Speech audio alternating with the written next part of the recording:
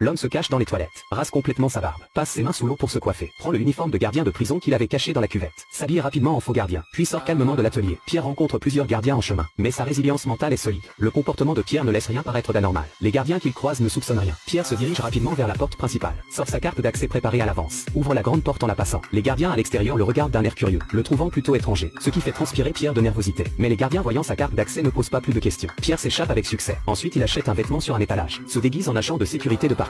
À ce moment-là Pierre voit une voiture de luxe arriver. Il se précipite pour aider le conducteur à se garer. L'homme donne un pourboire et les clés de la voiture à Pierre. C'est ainsi qu'il vole facilement une voiture de luxe. Peu après, Pierre se fait passer pour un agent d'entretien et entre dans la banque. Profitant de l'absence de personne, il sort du fil de fer de sa poche, scie rapidement le conduit de transport, puis insère les documents d'embauche qu'il avait falsifiés à l'avance. Dans le conduit de transport, sort une boîte préparée à l'avance, monte dans l'ascenseur de la banque, se débarrasse rapidement de l'uniforme d'agent d'entretien, révélant la chemise et le costume qu'il porte dessous. Tenant la boîte, il entre calmement dans la banque, puis trouve la réception. Pierre prétend que c'est son premier jour de travail. La réceptionniste n'a reçu aucune notification de